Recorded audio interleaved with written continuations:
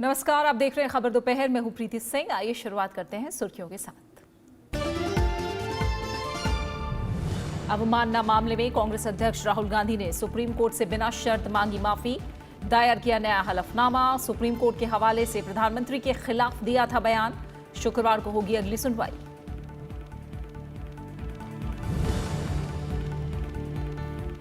आचार संहिता मामले में प्रधानमंत्री नरेंद्र मोदी और अमित शाह के खिलाफ याचिका पर सुनवाई से सुप्रीम कोर्ट का इनकार। कहा, चुनाव आयोग ले चुका है फैसला।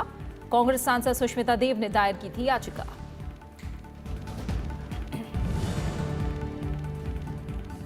पाकिस्तान अब मसूद अजहर के खिलाफ कार्रवाई करने के लिए मजबूर। हरियाणा के फतेहाबाद में चुनावी रैली में प्रधानमंत्री नरेंद्र मोदी का संबोधन। अमित शाह की झारखंड के धनबाद में रैली। राहुल गांधी मध्य प्रदेश और प्रियंका गांधी दिल्ली में करेंगे प्रचार।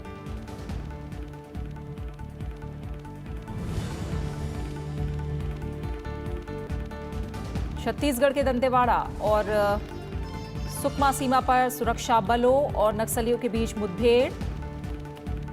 2 नक्सली ढेर, बड़ी मात्रा में हथियार और विस्फोटक सामग्री बरामद।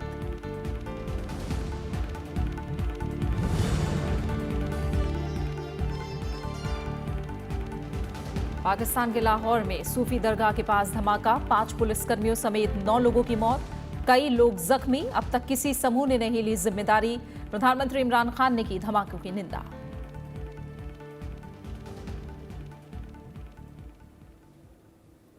आइए खबरों पर विस्तार से नजर डालते हैं। राफेल मामले में सुप्रीम कोर्ट के हवाले से अपने बयान को लेकर दायर अवमानना याचिका के सिलसिले में कांग्रेस अध्यक्ष राहुल गांधी ने शीर्ष अदालत से बिना शर्त माफी मांग ली है।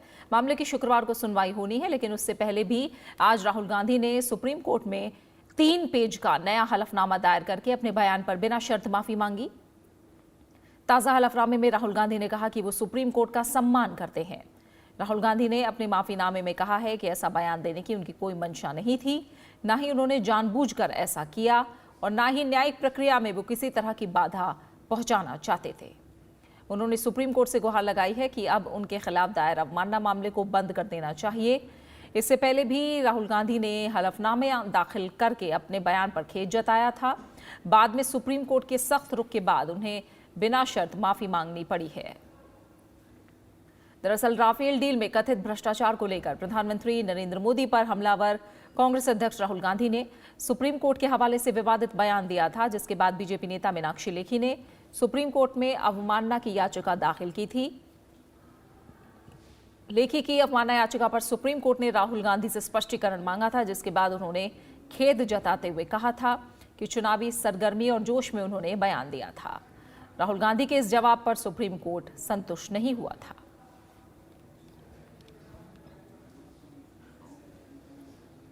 प्रधानमंत्री नरेंद्र मोदी और बीजेपी अध्यक्ष अमित शाह के खिलाफ आचार संहिता के उल्लंघन पर सुप्रीम कोर्ट में दाखिल की गई याचिका खारिज कर दी गई है।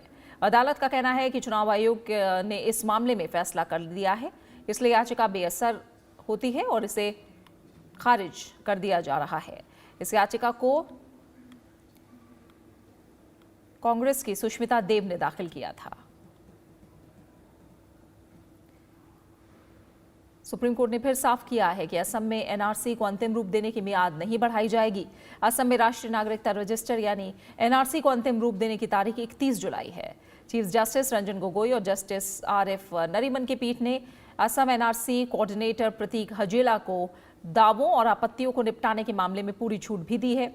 बीते साल 30 जुलाई को असम एनआरसी का मसौदा जारी किया गया था, जिसमें 3 करोड़ 29 लाख लोगों में से 2 करोड़ 89 लाख लोगों के नाम प्रकाशित किए गए थे। सूची में 40,70,707 लोगों के नाम नहीं थे। इनमें से 37,59,630 लोगों के नाम खारिज कर दिए गए थे और बाकी 2,48,077 विचाराधीन हैं।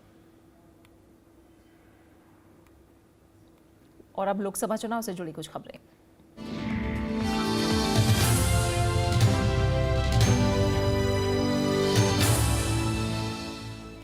लोकसभा चुनाव के बाकी बचे 2 चरणों का प्रचार अभियान जोरों पर है। छठे चरण के प्रचार के लिए अब महज 3 दिन बाकी हैं। ऐसे में सभी दलों के नेताओं ने प्रचार में पूरी ताकत झोंक दी है। प्रधानमंत्री नरेंद्र मोदी ने आज हरियाणा के फतेहाबाद में जनसभा को संबोधित किया। इस मौके पर प्रधानमंत्री नरेंद्र मोदी के निशाने पर कांग्रेस रही। उन्होंने कहा कि पहली सर्जिकल स्ट्राइक करके हम जमीन से हमला करने गए, फिर हमने एयर स्ट्राइक की। जो आतंकी पहले हमें डराते थे वो अब दुबक कर बैठे हैं। उन्होंने कहा कि मसूद अजहर अब ग्लोबल आतंकी घोषित हो चुका है। पाकिस्तान अब मसूद अजहर के खिलाफ कार्रवाई करने के लिए मजबूर है। हरियाणा में सभी 10 लोकसभा सीटों पर छठे चरण में 12 मई को मतदान होगा। मुझे बताइए कि कोई राष्ट्र अपनी रक्षा नीति को मजबूत किए बिना विश्व शक्ति बन सकता है क्या? बन सकता है क्या? जो राष्ट्र अपनी रक्षा नहीं कर पाता, क्या दुनिया उसकी बात सुनेगी क्या? नए भारत की रक्षा नीति क्या हो? कांग्रेस या दूसरे महामिलावटी अपनी सभाओं में क्या एक बार भी उन्होंने इस विषय में एक भी बात बताई है क्या? बताई है क्या? भाई और बहनों, ये नहीं बताएंगे, क्योंकि इनका अतीत ऐसा है कि राष्ट्र रक्षा पर ये कुछ नहीं बोल पाते। साथियों, 2014 से पहले आए दिन पाकिस्तान हमारे जवानों के साथ बर्बरता करता था, लेकिन केंद्र में बैठी कांग्रेस की सरकार सिर्फ और सिर्फ बयान देती थी। आए दिन आतंकी हमले होते थे, लेकिन कांग्रेस की कमजोर सरकार सिर्फ और सिर्फ बयान देती थी। आपने, और मैं विशेष रूप से देशवासियों को हमेशा आदरपूर्वक स्मरण करता हूं, आपने जो मजबूत सरकार दिल्ली में बनाई, उसने अपने शूरवीरों के भुजाओं में नई ताकत दे दी, उनके हाथ खोल दिए। बीजेपी अध्यक्ष अमित शाह ने झारखंड के धनबाद में जनसभा को संबोधित किया। उन्होंने कहा कि 5 साल के अंदर मोदी सरकार ने ढेर सारे ऐसे काम किए हैं जिससे देश में गरीबों के जीवन में परिवर्तन आया है। देश की 7 करोड़ गरीब महिलाओं को गैस सिलेंडर दिए गए हैं। 8 करोड़ घरों में शौचालय बनवाकर गरीब माताओं बेटियों को सम्मान से जीने का अधिकार दिया गया है। 22 लाख किसानों को किसान सम्मान निधि मिला है। बाबा नगरी देवधर में एम्स की शुरुआत की है। जमशेदपुर, देवधर, दुमका, बोकारो में नया एयरपोर्ट बनाया है। रांची में कैंसर अस्पताल की शुरुआत हुई है। पर पतरातू में 4000 मेगावाट का बिजली का कारखाना बिठाया है। हजारीबाग, पलामू और दुमका में मेडिकल कॉलेज बनाकर छात्रों को डॉक्टर बनाने की शुरुआत की है। 20,000 किसानों को प्रधानमंत्री फसल बीमा योजना का फायदा देने का काम ये नरेंद्र मोदी सरकार। लोकसभा चुनाव के छठे चरण में 7 राज्यों और केंद्र शासित प्रदेशों की 59 सीटों पर 12 मई को मतदान होना है और इस चरण में उत्तर प्रदेश की 14 सीटों पर वोटिंग होनी है, जबकि हरियाणा की सभी 10 सीटें भी इस चरण में शामिल हैं। वहीं बिहार, मध्य प्रदेश और पश्चिम बंगाल की 8 सीटों पर वोटिंग होगी, जबकि दिल्ली की सभी 7 सीटें और झारखंड की 4 सीटें भी इस चरण में शामिल हैं। पश्चिम बंगाल में चुनावी हिंसा लगातार जारी है। मंगलवार को पूर्वी मेदिनीपुर जिले में बीजेपी प्रदेश अध्यक्ष दिलीप घोष और असम सरकार में मंत्री हेमंत बिस्व शर्मा के काफिले पर हमला किया गया। बीजेपी ने इस हमले के लिए सत्तारूढ़ टीएमसी को जिम्मेदार ठहराया है। हालांकि टीएमसी ने हमले के आरोपों को सिरे से खारिज कर दिया है। टीएमसी का कहना है कि घटना के पीछे सीपीएम संरक्षित असामाजिक तत्व हो सकते हैं। हमले के बाद हेमंत बिस्वा शर्मा ने ट्वीट करके इसकी जानकारी दी। कांठी संसदीय क्षेत्र पूर्वी मेदिनीपुर जिले में आता है। 2008 में चुनाव आयोग के सुझाव पर इसका गठन किया गया था। इस बीच इस मामले में 4 लोगों को हिरासत में लिया गया है। राज्य में लोकसभा चुनाव के बाकी 2 चरणों में भी 17 लोकसभा सीटों पर चुनाव होना बाकी है। प्रदेश बीजेपी का प्रतिनिधिमंडल आज इस मामले को लेकर चुनाव आयोग से शिकायत करने वाला है।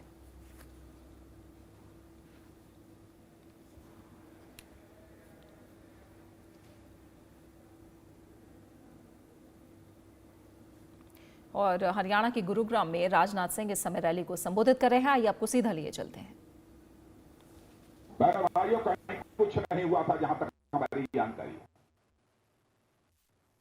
आरटीआई में के द्वारा एक व्यक्ति ने जानकारी प्राप्त करने की कोशिश की, तो उस आरटीआई में जो जहां तक मुझे बतलाया गया है, यह जानकारी प्राप्त हुई है केवल 2016 में पहला सर्जिकल स्ट्राइक हुआ है। बहनों भाइयों, 2016 में हुआ है। ये लोग जनता को गुमराह करके इस सरकार को बदनाम करने की कोशिश कर रहे हैं। तो ये सीधी तस्वीरें आप हरियाणा के गुरुग्राम से देख रहे थे, जहां गृह मंत्री राजनाथ सिंह जनसभा को संबोधित कर रहे हैं। वहीं चुनाव आयोग ने त्रिपुरा पश्चिम लोकसभा सीट के 168 बूथों पर पुनर्मतदान कराने का फैसला लिया है और अब इन बूथों पर 12 मई को यानी रविवार के दिन सुबह 7 बजे से शाम 5 बजे तक मतदान होगा और इन सीटों पर 11 अप्रैल को पहले चरण में मतदान हुआ था। तो त्रिपुरा पश्चिम लोकसभा सीट के 168 बूथों पर पुनर्मतदान का आदेश चुनाव आयोग की तरफ से दिया गया है और ये 12 मई को अब रविवार के दिन यहां पुनर्मतदान होगा।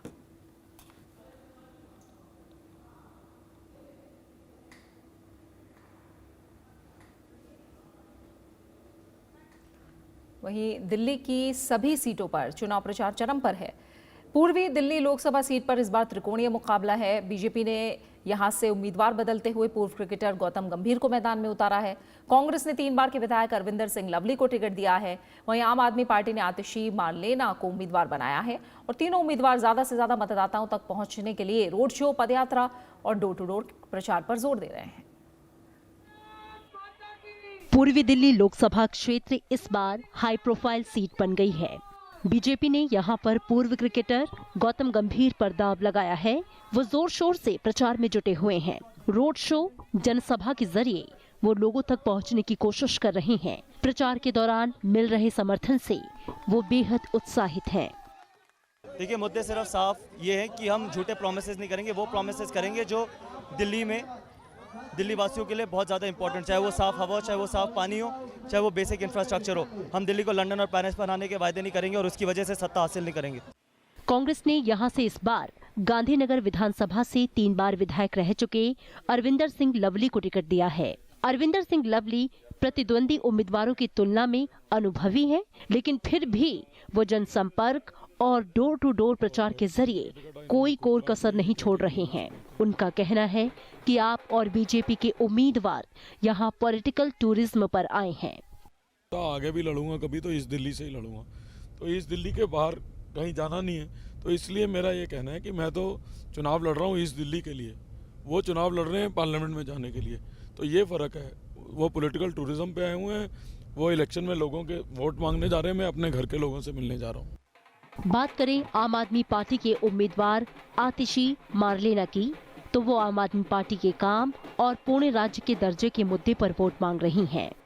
देखिए, हम तो इस बार दिल्ली में पूर्ण राज्य के दर्जे के लिए वोट मांग रहे हैं कि दिल्ली के लोगों को उनका अधिकार मिल सके, साफ सफाई मिल सके, नौकरियां मिल सके, महिलाओं को सुरक्षा मिल सके। पूर्वी दिल्ली में सीलिंग हमेशा से एक बड़ा मुद्दा रहा है। लोगों का कहना है कि सीलिंग से काफी लोग बेरोजगार हुए हैं। वहीं ट्रैफिक की समस्या भी बढ़ती जा रही है। मेन मुद्दा ट्रैफिक, अनऑथराइज्ड कंस्ट्रक्शन, एनक्रोचमेंट, ये मेन मुद्दा है। बहुत सारी समस्याएं पूर्वी दिल्ली के अंदर है। मकानों की समस्याएं हैं, झुग्गी झोपड़ियों की समस्याएं हैं, पानी की समस्या है, तमाम तरह समस्याएं हैं। अब छठे दौर का प्रचार चरम में है। इसमें दिल्ली की 7 सीटों पर 12 मई को मतदान होना है। ऐसे में कांग्रेस, बीजेपी और आम आदमी पार्टी तीनों ही प्रचार में पूरा जोर लगा रही हैं। मोहम्मद फातेह टीपू के साथ लीना शर्मा, राज्यसभा टीवी।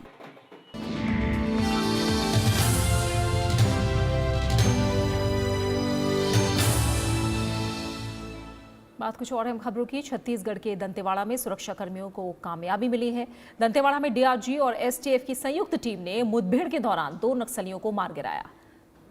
मारे गए नक्सलियों से INSS राइफल और दूसरे हथियार बरामद हुए हैं।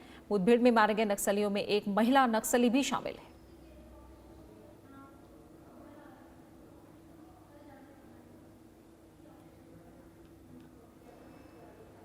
आधा महाराष्ट्र इस वक्त सूखे की चपेट में है। महाराष्ट्र में सूखे के बीच पीने का पानी और मवेशियों के लिए चारा उपलब्ध कराना प्रशासन के लिए बड़ी चुनौती साबित हो रहा है।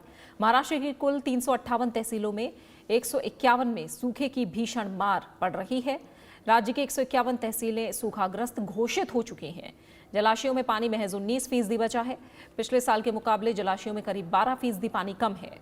महाराष्ट्र में सूखे से निपटने के लिए केंद्र सरकार ने राज्य सरकार को 2160 करोड़ रुपए की आर्थिक सहायता दी है। सूखे से निपटने के लिए अब तक केंद्र सरकार ने 4248.59 करोड़ रुपए जारी किए हैं। राज्य में सूखे से निपटने और राहत कामों के लिए केंद्र सरकार लगातार मदद कर रही है। राज्य सरकार भी सूखे से निपटने के लिए बड़े पैमाने पर पहल कर रही है। किसानों को टैंकर और चारा शिविरों के जरिए राहत मुहैया कराई जा रही है। मुख्यमंत्री देवेंद्र फडणवीस ने राज्य में 29 अप्रैल को लोकसभा चुनाव का आखिरी चरण समाप्त होने के बाद सूखा राहत के लिए आचार संहिता में ढील की मांग चुनाव आयोग से की थी। आयोग ने मुख्यमंत्री की मांग का सकारात्मक जवाब देते हुए आचार संहिता में ढील दी है।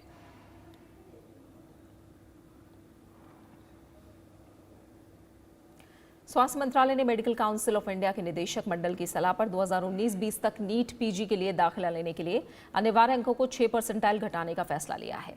अब सामान्य श्रेणी के अभ्यर्थी का न्यूनतम अंक 44 परसेंटाइल हो गया है।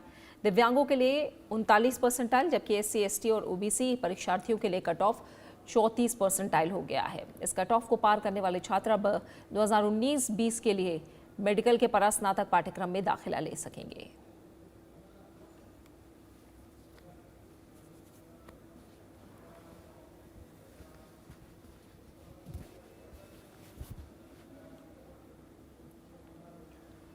भारत दौरे पर आए अमेरिका के वाणिज्य मंत्री विल्बर रॉस ने प्रधानमंत्री नरेंद्र मोदी से कल मुलाकात की। इस दौरान दोनों नेताओं के बीच व्यापार समेत कई अहम मुद्दों पर चर्चा हुई है। प्रधानमंत्री ने कहा कि भारत अमेरिका के साथ व्यापार और निवेश समेत द्विपक्षीय हितों के सभी मुद्दों पर मजबूती के लिए काम करने के लिए प्रतिबद्ध हैं। सक्षम संगठन के प्रतिनिधिमंडल ने आज डॉक्टर सुकुमार के नेतृत्व में उपराष्ट्रपति वेंकैया नायडू से मुलाकात की। ये मुलाकात उपराष्ट्रपति भवन में हुई। उपराष्ट्रपति ने प्रतिनिधिमंडल से मुलाकात पर खुशी जताई और कहा कि सक्षम संगठन दिव्यांगों के कल्याण के लिए अथक प्रयास कर रहे हैं और उनके जीवन को बेहतर बनाने का प्रयास कर रहे हैं। उनकी सेवा और योगदान प्रेरणा का विषय है। सक्षम दिव्यांग बंधु की सेवा में राष्ट्र भर कार्यरत है। दिव्यांग बंधु की शिक्षा, स्वास्थ्य, स्वावलंबन और सामाजिक विकास में हम पूरा देश में सभी प्रांतों में, सभी राज्यों में हम काम करते हैं। और कॉर्निया अंधत्व मुक्त भारत अभियान का 6 स्लम एरियाज में हम सर्वेक्षण करके ऑपरेशंस किया है। और ऐसा आगे जाने के लिए हम न्यू दिल्ली म्यूनसिपल कॉरपोरेशन से स्थान भी मांगे थे। तब अर्बन अफेयर्स मिनिस्टर थे माननीय उपराष्ट्रपति जी। तब उनके प्रयास के कारण वो हमको मिला है।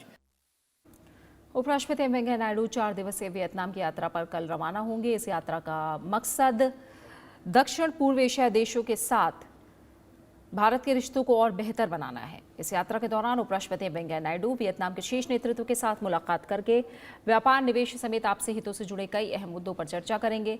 इस दौरान दोनों देशों के बीच प्रतिनिधिमंडल स्तर की वार्ता के बाद कई अहम करार होने की उम्मीद है। उपराष्ट्रपति Buddhist approach to global leadership and shared responsibilities for sustainable societies के उद्घाटन सत्र को संबोधित करेंगे। उपराष्ट्रपति का भारतीय समुदाय को भी संबोधित करने का कार्यक्रम है। उपराष्ट्रपति हनोई में शहीद जवानों को श्रद्धांजलि भी देंगे। भारत और वियतनामी समाज के रिश्ते करीब 2000 साल पुराने हैं, लेकिन सामाजिक और सांस्कृतिक संबंधों से इतर दोनों देशों ने आपसी आर्थिक रिश्तों को मजबूत करने पर काफी जोर दिया है।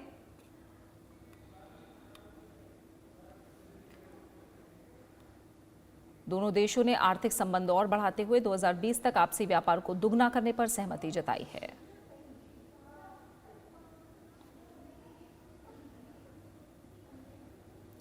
संयुक्त राष्ट्र के प्रमुख एंटोनियो गुतेरेस ने विश्व निकाय के आतंकवाद निरोधक अभियानों में भारत के निरंतर सहयोग की प्रशंसा की है। संदिग्ध आतंकवादियों के खिलाफ मुकदमा चलाने में सदस्य देशों की सहायता के लिए संयुक्त राष्ट्र ने एक प्रमुख कार्यक्रम की शुरुआत की है। United office of counter terrorism ने UN countering terrorist travel programme की शुरुआत की है, जिसका वित्त पोषण भारत, जापान, नीदरलैंड, कतर और सऊदी अरब द्वारा किया गया है। भारत ने 2,50,000 अमेरिकी डॉलर का योगदान देकर संयुक्त राष्ट्र की एजेंसियों को कार्यक्रम को शुरू करने में मदद की। भारत ने इस दिशा में कदम बढ़ाए और अब दूसरे देश भी कदम उठा रहे हैं। उन्होंने कहा कि संयुक्त राष्ट्र ने भारत के सहयोग की काफी सराहना की है।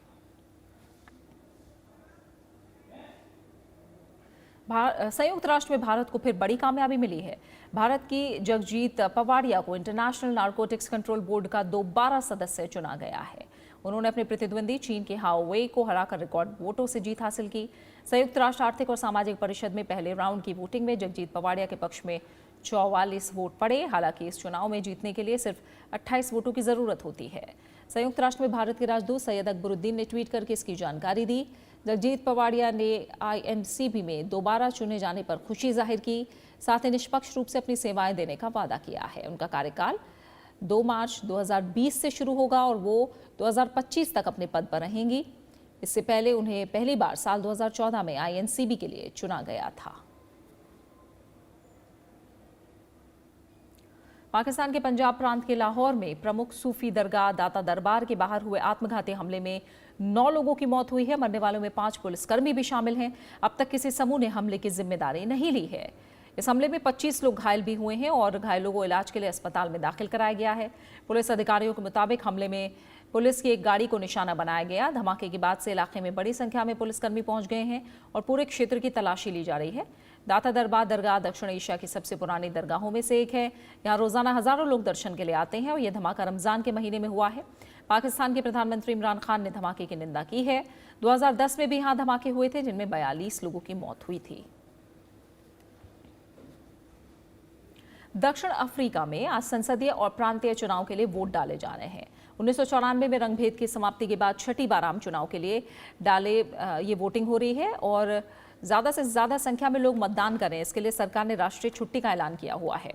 करीब 2 करोड़ 70 लाख लोग मताधिकार का इस्तेमाल करेंगे और मतदाताओं की सुविधा के लिए 28,000 से ज़्यादा बूथ बनाए गए हैं। 48 पार्टियां चुनाव मैदान में हैं। प्रत्येक मतदाता 2 मतपत्रों में अपना वोट डालेंगे, एक राष्ट्रीय विधायिका जबकि दूसरा अपने प्रांतीय विधानमंडल के लिए।